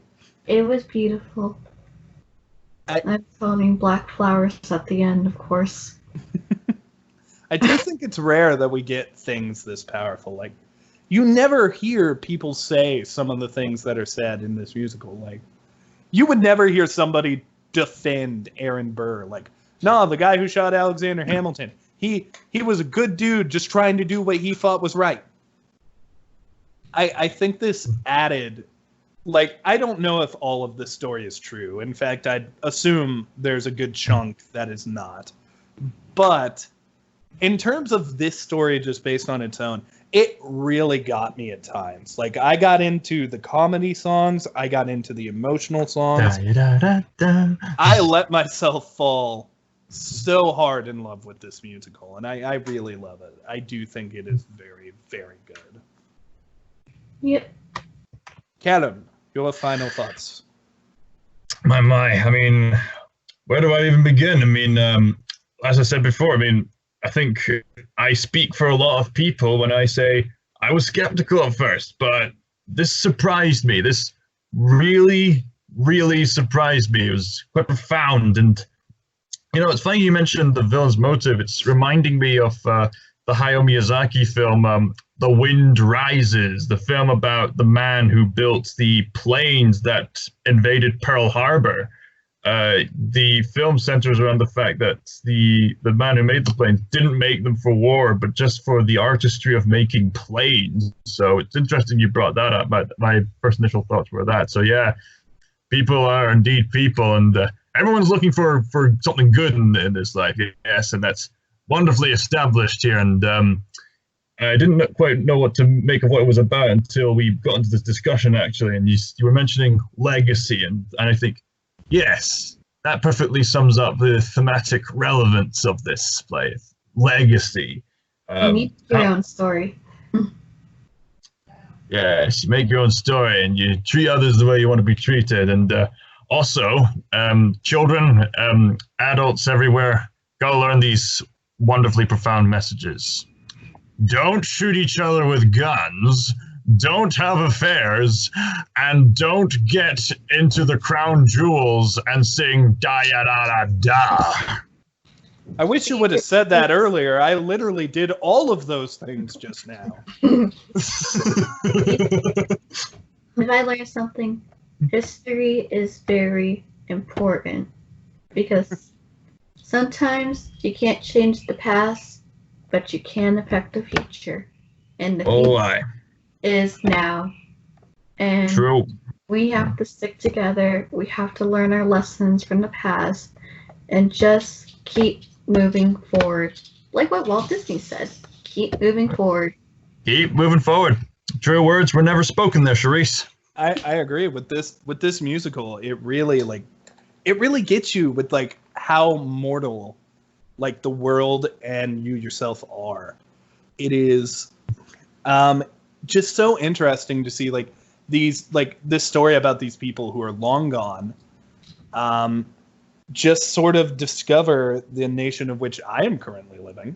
I won't say that it made me super patriotic. Honestly, I just like really got into the musical, but it is very interesting to see this tale in this way. And of course, the rapping and hip hop really was a take I never would have expected, and it worked. It was like an odd couple. It was like an odd couple. So, ladies and gentlemen, I think it is time for the ranking system. Where do we put this on the scale? And I have thrown the scale into the chat. So you can now see it. I think I'm stuck between like robust and combust. You want to put it in between combust and robust? Yeah. I think we would call that a coromumbust. Coromumbust. That is the official ranking for Hamilton the musical, everybody. Cororumbust. Cororumbust. I think it's weird because I gave Newsies a must, and I think that this musical is probably better than Newsies. This is making me like reevaluate. You know what though? I really like Jeremy Jordan, and I do think some of the choreography was better. Take it away, Kneale. Sing it. Sing it. I'm not singing Santa Fe. You can't make me do it anymore. You can't make me. I'm gonna have to go Disney Combust. I love this musical.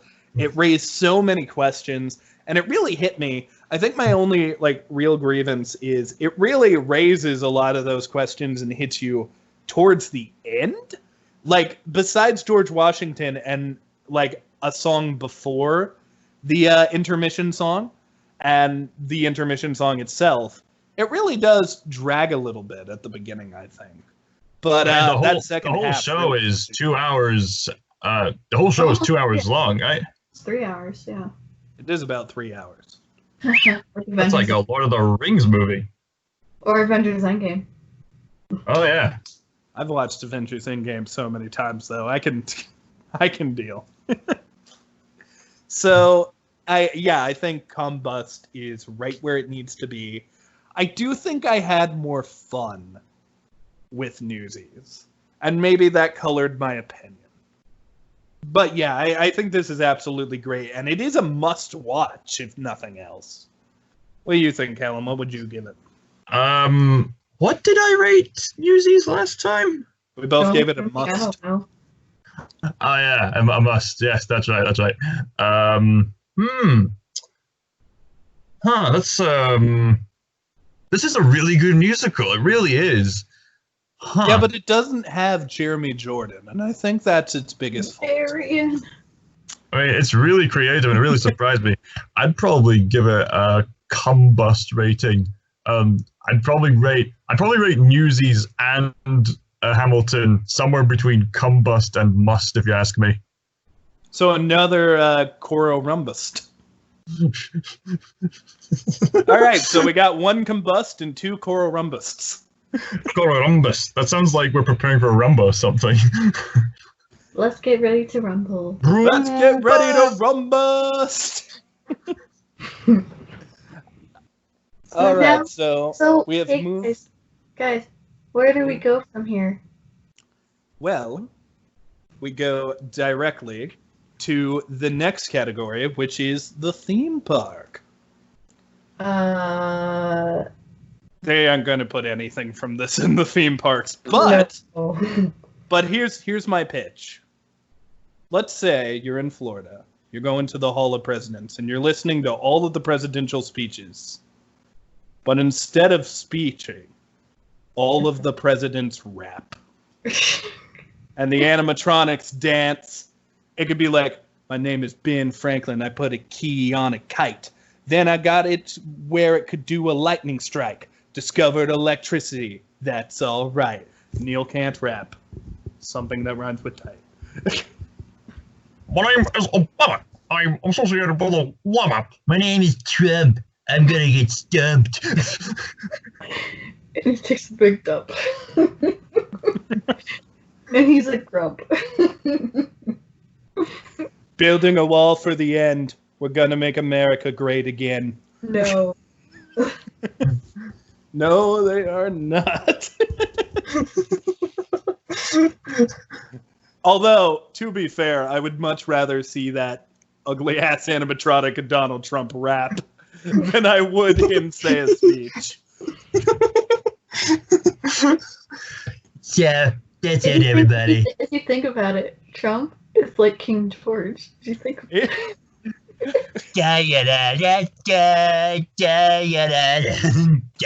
say the price of my wall is a price you're not willing to pay? That's okay. I was gonna have the Mexicans build it anyway. Whoa. That's what he was saying. That's what Trump said. Don't kill me. I am the messenger.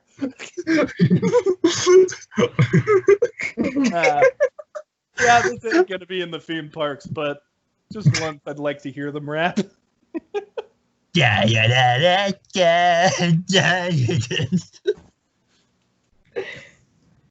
Speaking of the White House, though, this musical in its entirety was actually performed for Barack Obama. Hooray! And he's a big fan of this musical. Oh, really? Nice. So now we move on to Kneale's merch corner. Or spotlight. I've been calling it spotlight, not corner. I guess today it's a corner. It's a corner spotlight. It's just a simple corner with a spotlight facing me down. Like the Pixar logo. Oh, no. You know what? It's like the beginning of Hamilton, where it's just one spotlight and it's me. So there isn't a ton of merch for this. So Buy the soundtrack. besides the soundtrack, of course. But I am now introducing something to Kneale's merch spotlight, where I will now pitch merch as well, if I feel like it deserves it. So what will you pitch here? Well, first I would like to talk about the thing I'm honoring today, which is a shirt that says, I am young, scrappy, and hungry. That is an official shirt from Hamilton. However, there was another shirt, which I may have to put in the spotlight area too. I believe this was made by a fan, but it's King George III all over the shirt has ice cream cones. Because he has that really frilly thing around his neck. So he's inside of an ice cream cone, and it looks wonderful. I actually considered buying it. But the thing I shall mention today, I said mensch, is a statue of a statue line, a figure line, anything. I want something of George Washington in this play, damn it. He even does that pose where he holds up the sword and he's wearing his hat. Do that. Make a statue of that. I'd buy that. I'd pay much more money than I need to for that. That would be glorious. Indeed. I am just ready, my man. I am ready. And now we move on to impact, and then we'll do the final question, and then we'll be done. So what do you guys think the impact of Hamilton was? Probably minor, right? Very, very minor. Probably didn't affect people at all, you know? It's not like it's taught everybody that learning history can be fun. I mean, I would know. I had to listen to the soundtrack during U.S. history class, so thanks, Hamilton. Yeah, no impact whatsoever. We should just skip over this part. I mean, maybe you should just watch Blackadder instead. That was a more fun way of watching history. Or maybe Horrible Histories, or maybe something else like that, yes. I'm just saying. Or 13 Days. It's not as if people started looking at American history in a different way after seeing this musical. No. It's not as if that this musical, like, helped thousands of people with charities and such. And it isn't like Lin-Manuel Miranda as a person has been really boosting his career off of this and has been affecting entertainment as a whole because of it. So yeah, we should just skip it. No impact. Not one. Nothing. All right, time to move on to the final question. So, my final question for today, Sir Calum, and Lady Sherese. We have seen the story of Hamilton be adapted with bebop. Bebop, hip-hop. Bebop. I said bebop from the Ninja Turtles. Cowboy Bebop. With hip-hop. What's musical? Anyway. But there are so many history stories, and there are so many musical genres. What musical genre and history story should be told next in tandem? It can be any. We got, like, the Boston Tea Party. It could be, like, some of Calum's Scottish stuff that I will know nothing about. Braveheart the musical. yeah, it's just filled with Celtic rock music. That's what it's gonna be like. I love Celtic music, so. Oh, by the way, shout out to Celtic music. If I were to recommend Celtic music, I'd highly recommend Tidelines. Tidelines. I haven't heard of that. I'm all about Celtic music and the occasional sea shanty. I'm trying to think of history now. I've now painted myself a wall. I'll just stick with Schoolhouse Rock, thank you. You know what? We need to see the story of Ben Franklin with metal. Hardcore metal music. To be fair, I think there is a story to be told about Ben Franklin and all of his discoveries and everything he went through. Is metal the right choice? I guess we have to find out. Well, he did electricity, so... Exactly. I'm just saying, I would love a song where Abe Lincoln is covered in makeup, wearing all black leather, dancing on a giant kite, and then a thunderbolt goes down in the background as he's just ripping on a guitar. I would love that. Fire, flames, Benjamin Franklin. Oh man, another pitch I'd probably make. Either something of like something of a war, or maybe something of Celtic history. Just play to some rock music. That would be awesome. That would be suitable. What about bluegrass music? Rock Bluegrass music is too powerful. Or how bluegrass about is like country style banjo. Ooh. Or how about an opera of Amazing Grace, the story of William Wilberforce and the abolitionists and how they stopped and banned the Atlantic slave trade. That could be cool. An opera style thing. Yeah. I don't know. Ben Franklin's Metal Apocalypse sounds much better to me. Of course it does. We're just pitching ideas. Lin-Manuel, please invest. I mean, he's really like bound to the story of Alexander Hamilton. So I think he's already told his story. The world will never be the same. Sherese is just thinking about it. She's like, history. I don't History. know. I'm tired. I'll help you. You want DuckTales because they rewrite history and solve mysteries. DuckTales! Woo! DuckTales the musical, and all of the music is dubstep. Oh no. Like That's another good dubstep. It exists. somewhere out there beneath the pale moonlight. Or maybe something about like one of the world wars, I guess. I don't know what genre were good with those, but Maybe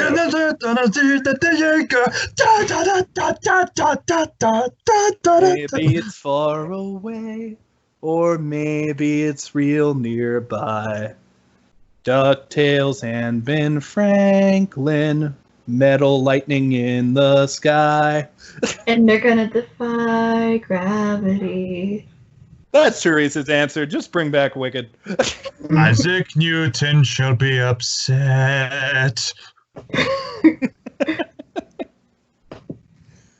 Well, thank you all for watching. Do we have anything we want to plug? Calum's got a YouTube channel.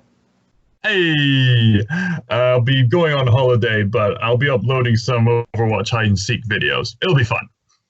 I'm gonna be MIA. I have to get ready for a test. So, but I'm on Stardust. I'm on Stardust. Sherry, the Dizwiz. Go check out my reaction. Oh yeah, we're all on Stardust, and I got Trump over to do a little rap for my reaction. Yes. I actually thought that was actually kind of funny. I haven't seen it. I guess I have to watch it. It's really funny. Donald Trump rapped about your Did you dress as Donald Trump? Oh, you'll see. Oh no. I am Dr. Knealetapus. I am on this channel. Of course, those who watch the streams know I'm working on the movie, which these two fine people are going to be in. So yeah, be excited for stuff in the future. So yeah, how do we end a review of Alexander Hamilton? No. One of us has to get shot. One of us has to get shot. Who wants to get shot? I don't want to be shot. It was me. I've been shot. I know. And I'm the fool that shot him. Bye-bye, everybody. See you in like a month or so, or maybe. I don't know. Bye.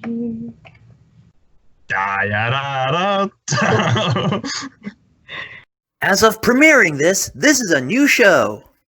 If you want this show to shine like the second star to the right, please share this with friends. And encourage them to tune in during their spare time. Thank you for listening. You've been watching Disney+Pals. Thank you for watching. Please share this with your friends for more fun and magic.